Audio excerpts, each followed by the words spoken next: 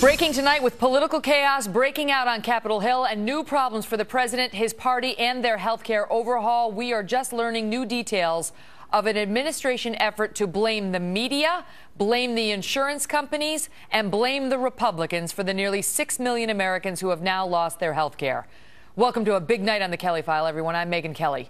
Let's pick it up just hours ago in Washington, where Senate Democrats went nuclear, effectively undoing more than 200 years of precedent in a move that changed the Senate rules and now prevents Republicans from blocking the president on a host of issues, most importantly, judges. It effectively hobbles their ability to stop Barack Obama's nominees.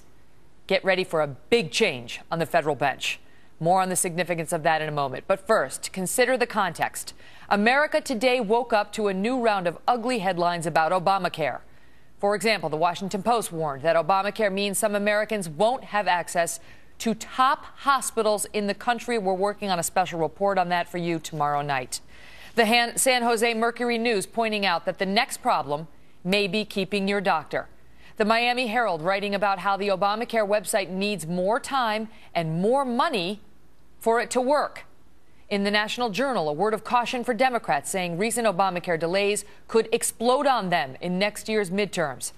And then there's this week's cover of Time magazine, playing off the president's broken promise with an image of a smashed Obamacare pill. Time magazine, folks, and the words broken promise. Chris Steyerwaltz is our Fox News digital politics editor and host of Power Play on FoxNews.com Live. I'm going to get to the blame game and the new strategy of blame everyone else but yourself in a second. But first, let's start with this move they did today, effectively eliminating the right of the majority and the minority to object to judicial nominees in the Senate, contrary to basically this entire country's history of precedent on this issue. Obviously, according to most pundits, Chris, an attempt to distract from the disastrous rollout of Obamacare, but it could be a disaster in its own right in terms of precedent in the U.S. Senate. Your thoughts?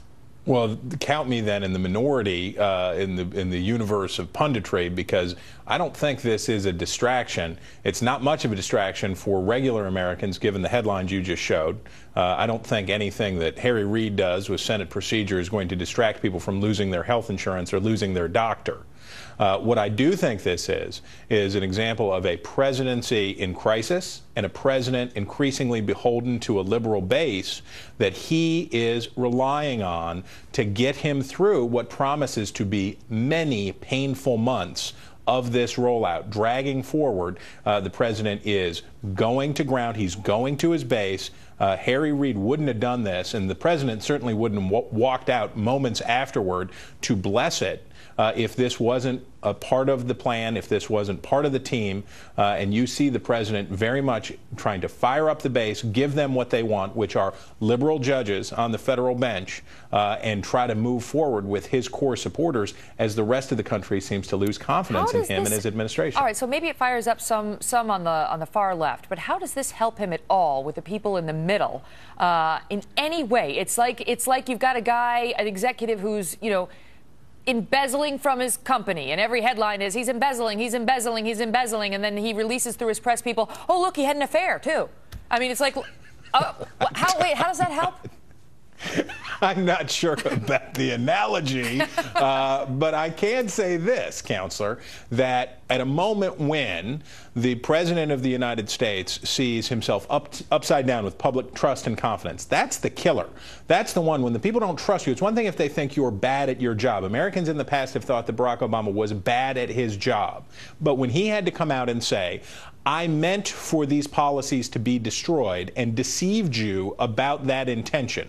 When he had to do that, he went all whopper-jawed in the public polling on their confidence and trust in him to do the right thing and be the right guy. He has not been able to stop the bleeding so far. Right. Okay, but listen, so now we learn, because he pulls in all these liberal talk show hosts and radio pundits. I mean, it's an amazing thing to watch Ed Schultz walk into the White House. I mean, as an advisor, as what? As a messenger, I don't know as what. Okay, but it happened. And there's Al Sharpton, among others. And the message, our own Juan Williams was included in this powwow, and he reported earlier on Fox News that this is a White House that is, there he is, that is fired up, ready to fight back, and that the plan in part, Chris, is to, we heard earlier this week, blame Republicans. We heard that directly from the president. But now they want to blame the insurance companies because they sent letters that said you're canceled. And that was bad political terminology for the White House.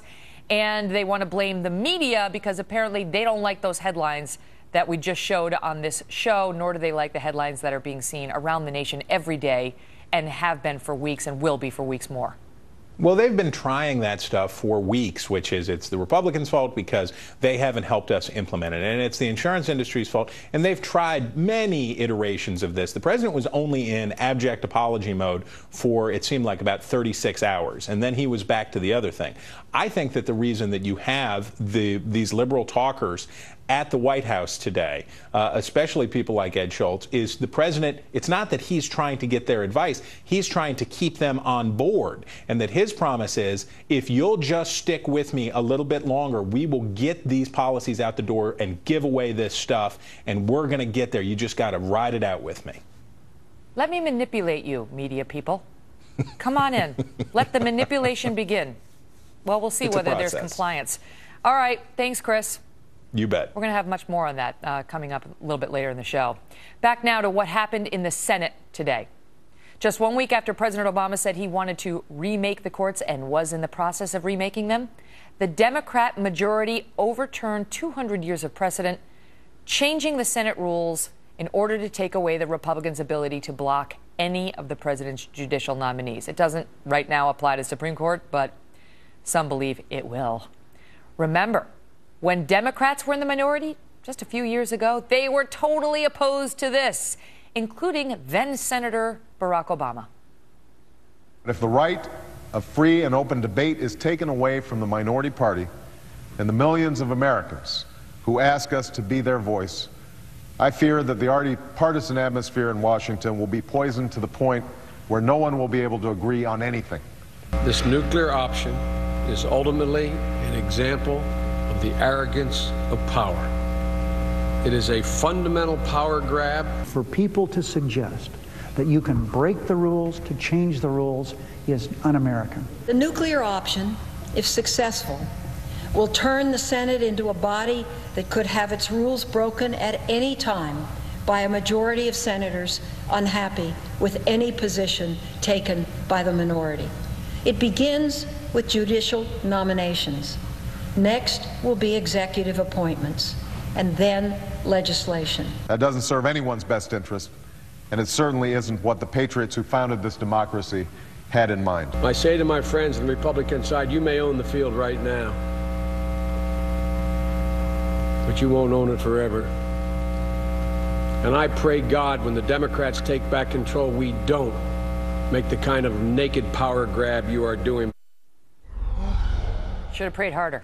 Jay Sekulow is Chief Legal Counsel for the American Center for Law and Justice. And Jay, I realize that this is a look over here, don't pay any attention to this thing, Obamacare. But this thing they've done over here is important and could change the face of our judiciary for years to come. Put it in context.